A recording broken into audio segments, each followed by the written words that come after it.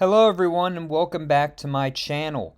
And today we are here with the first episode of Season 2 of My Thoughts.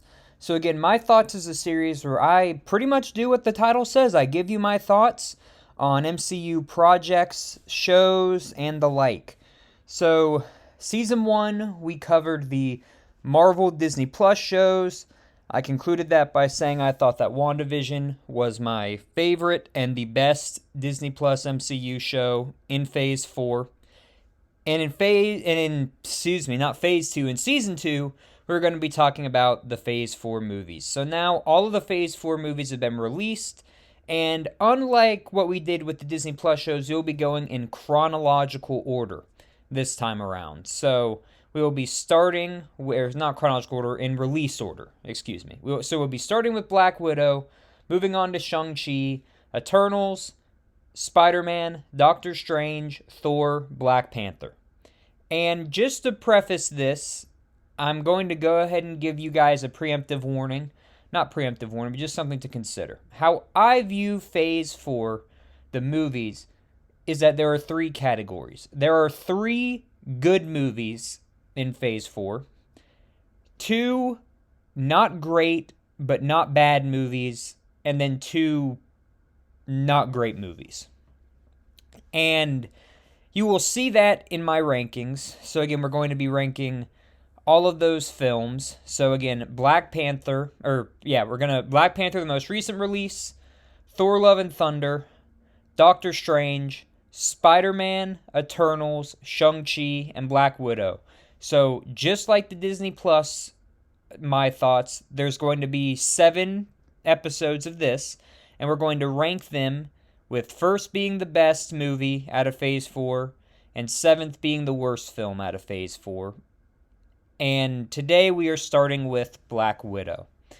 Now, Black Widow was kind of interesting because Black Widow was supposed to be released a lot sooner than it actually was, but of course we had a global pandemic, and this was the first film that was released post-global pandemic, but post a lot of the major restrictions that were placed on people as a result of the global pandemic. And so this was sort of the first, feel good back in the movie theaters movie that a lot of people saw.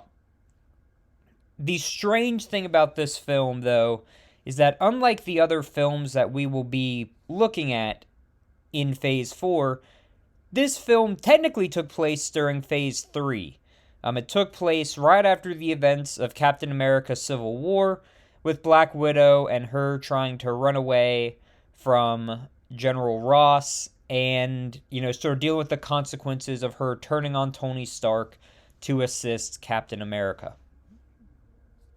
Now, how we're going to be looking at these films is going to be a little bit different than what I did in my previous My Thoughts. Because in my previous My Thoughts, of course, if you remember, I would go through my pros and cons of the series overall, give you my best episode, worst episode.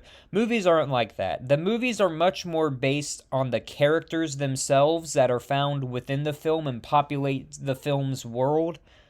And so what I'm going to do is I'm going to start off by going through the main characters of the film, or the most important characters of the film. So what this will typically look like is we're going to look at the main hero, the main side characters in the film, and then the villain or villains, depending on what film we're looking at. And then lastly, I will give you my favorite scene and my least favorite scene, and then we will get to the ranking portion of the video. So I just wanted to, tell you all that, to keep that in the back of your head. It's going to be a little bit different than the Disney Plus My Thoughts, but again, it's not really that different because fundamentally speaking, I could not do the same exact thing I did for the Disney Plus series My Thoughts. So starting out, we have to talk with the character who is a namesake of the film, Natasha Romanoff. So Natasha Romanoff, Black Widow, has been one of the most popular and beloved characters within the entirety of the Marvel Cinematic Universe. We first saw her in Iron Man 2, we fell in love with her in Avengers, and we loved watching her in Captain America and the Winter Soldier. Pretty much any film she's in, she is a bright spot of that film. And the issue is we had sort of seen her emotional side come up throughout her time within the MCU. We had seen that it really start to show at the supposed death of Nick Fury in Winter Soldier. And of course, we saw it in a big way with her relationship with Bruce Banner in Avengers Age of Ultron. But this film, I think, was the first film that primarily focused on her emotions and how she would react to things. And we got to meet her family, got to meet her sister, but there wasn't really much depth or growth from her character in this film. And the reason for that, and it's something that I don't really think was necessarily the fault of any of the writers of this movie. I think that they were just given a bad hand because, in all honesty, this film should have come out post-Civil War. But the issue is that any new character development we got was sort of a moot point at this point because we already know what's going to happen to her. At this point, we already knew that Natasha Romanoff was not making it out of Endgame alive. We already knew what happened to her post this movie. We already knew what happened in Infinity War.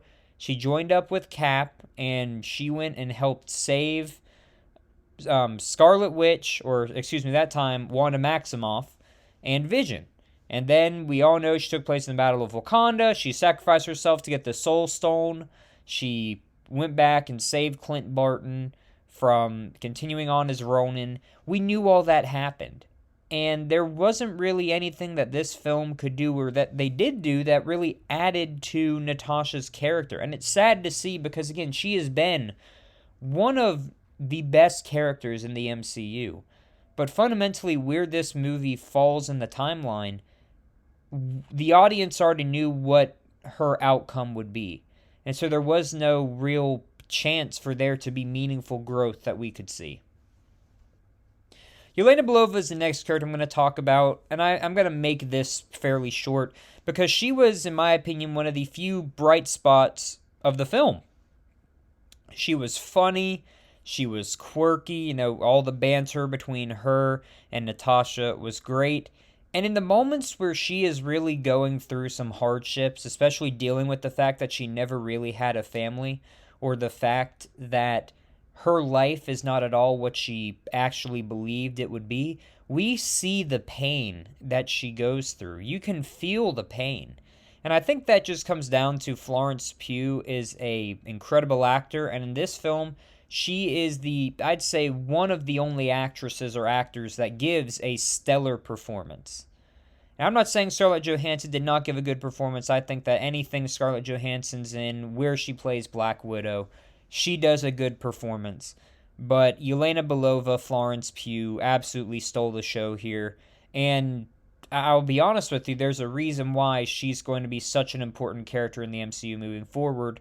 And it's because they made an absolutely stellar casting decision. Red Guardian is the last sort of side character, non-villain that I want to talk about. Red Guardian was an attempt to bring some comic relief to this film. And as you'll hear me talk about in a lot of the other films that we're going to cover in this phase, a lot of the comic relief did not work. Now, I wouldn't say that the Red Guardian was the worst example of comic relief gone wrong. There is a movie that we will get to that is primarily based in comedy that is one of the more unfunny MCU films, and we'll get to that. But in this film in particular, he doesn't really add anything. There's fat jokes about him not being able to get the Red Guardian suit on. There's jokes about him somewhat being powerful, but then not really being powerful at the same time. It's very contradictory, and I think this is from an overall standpoint of we really don't know anything about him. We learned a little bit about his backstory, but we don't know how he got his powers, really. We heard about it. We heard that he was, given some, super soldier serum variant in order to get the same powers as Captain America and challenge Captain America. He claims that he was Captain America's rival. Never really see it. I don't think Steve Rogers knew who he was. And I'm hoping that when he returns in the Thunderbolts, or if he returns in another film prior to the Thunderbolts, we get more depth from his character. Because I think that, now that we have Isaiah Bradley introduced from Falcon and the Winter Soldier, I wonder if, maybe there is a historical significance to both of these characters. I mean, of course, we got Isaiah Bradley and his historical significance, but maybe that's the Captain America that Red Guardian fought. That would be a really cool twist. That, Red Guardian, I mean, imagine Red Guardian being surprised that Captain America is white and not black, because the Captain America he fought was black. I mean, that would be an incredible sort of twist to throw in there. And, I hope they do something like that, but at the time being, Red Guardian's character is, again, just a failed attempt at comedic relief, which, again, I don't think worked as well as they had hoped. Now, the two villains of this film are Taskmaster and Dreykov. Now, it's very hard to rate Taskmaster as a villain, because Taskmaster, as portrayed in this film, is essentially a robot. It's Dreykov's daughter, who Natasha attempted to kill, didn't actually kill, but now she has the power to watch and mimic any fight move choreography that she sees. And it doesn't work. It just doesn't work. Again, Natasha's a character who, this was something that has plagued her entire life. We've heard throughout all of the movies she's been in leading up to this, how the Red Room impacted her and how Dreykov impacted her. And having the main folks of the movie not really even be Dreykov, but be Taskmaster as the main sort of, threat that she has to deal with. It just doesn't work. It doesn't work. We've seen Natasha fight, much more powerful people than Taskmaster. And it seems like in this film, she can barely take on Taskmaster. She goes from fighting Taskmaster to fighting, the children of Thanos in the next film she's in. And that just, it doesn't make much sense. And again, I think that having a robot sort of villain like that doesn't speak and just fights, it's you're asking for issues. And Dreykov himself, I think, had the potential to be a very cool villain, but he fell flat because, once again, he turned into the classic, I'm the bad guy who wants to take over the world using my soldiers. And he doesn't really put up much of a fight. The whole sort of pheromone thing, where Black Widow has to break her nose in order to defeat him, that was a very weird decision, I think, but, I mean, I guess that's a cooler way than some villains have been killed, or some, heroes' powers have been restricted in the past, but neither of these villains worked very well. I think they both had the potential to, but I think they both kind of fell flat.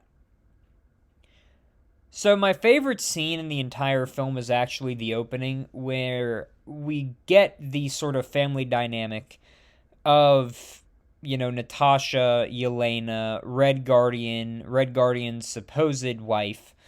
And I think it's cool to see how Natasha really has been trained to be this assassin and this powerful character that we know since she was a kid. I think that was absolutely incredible, and it was probably the highlight of the film. The use of the song American Pie was really cool. Again, I just think that was probably the highlight, and I hate to tell you all, but when the highlight of the film is the beginning, you're not asking for some great results. Now, my least favorite scenes of the movie, I have two. I couldn't choose between these two to pick which one was my least favorite, because I think both of them are bad. The first one I'm going to talk about is the prison break, and I'll try to keep these brief. The prison break, I mean, they had to put in artificial stakes of there being an avalanche and snow that would come and crush the prison. And you can tell that the reason why they put those stakes in there is because there were no real stakes to begin with. The only stakes that were there is that, they were going to break someone out of prison when they went to break Red Guardian out of prison. And we all knew Natasha and Yelena could fight off all of the guards that the prison threw their way. We've seen Natasha do it before. They had to put in something artificial, and it's quite frankly a very weak scene.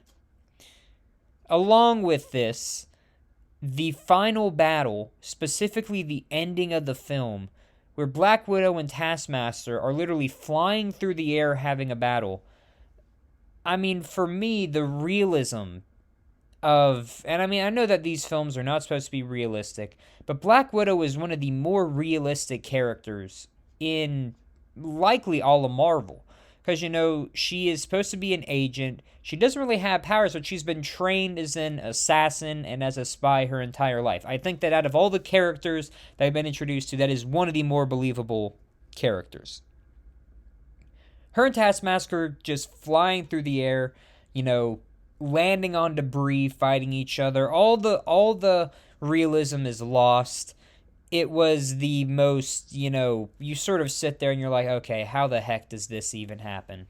And again, the ending is just so disappointing in terms of how everything happens. They had to find a way to push Yelena and Red Guardian back because we hadn't met them before this film. I understand it, but again, it just goes to my point that this film should have happened in Phase 3. If it had, I think it would have probably been a better film because it would have given the writers a little bit more freedom of how to write Natasha and have her grow and things of that nature. But the fact that it's in Phase 4, again, there's just a lot of issues with very fundamental decisions that this film made.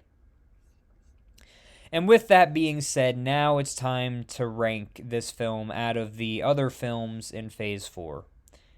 And in my opinion, Black Widow is the 6th out of 7 movie in Phase 4. So it's the 6th best out of 7. And again, as I said, there are 2 films that are just not spectacular. Black Widow's one of them. And I hate saying that because, again, I am a fan of Black Widow. Scarlett Johansson, Florence Pugh gave good performances. But that could not change the fact that this film fundamentally was placed in the incorrect phase, in the incorrect part of the timeline. And again, I fully think that had this film come out in Phase 3, it would have been a much better film. But because it didn't, I can't put it anywhere higher than 6. It's just not a good film. I'll be honest with you. When I went back and watched through all these movies again, I had a very hard time getting through Black Widow. It was about the 3rd time I had watched through it. And it was just very difficult to get through. I found myself getting bored. After the introduction, I couldn't make it through the remainder of the film. It was absolutely boring and, quite frankly, forgettable. And I think that's one of the worst things that you can say about any film. But, as always, leave your thoughts in the comments below. I'm interested to hear them all. As a reminder, I will be releasing these videos every Saturday, leading up to the start of my new series at the very end. And then hopefully around that time, we should start to get some more stuff on Ant-Man and the Wasp. Of course, keep in mind, in a few days here, actually, the Guardians of the Galaxy Holiday Special is coming out. So make sure to check that out. I'll be posting a initial reaction to it. And, of course, the Guardians of the Galaxy Christmas Special will be included in my Phase 5 Part 1 Power Level series. So with that being said, everybody, thank you all for watching. Again, leave a like, leave a comment, tell me what you think. Leave your own top 7 down below. And I'll see you all next week when we talk about Shang-Chi and the Legend of the Ten Rings. I'll see you all then.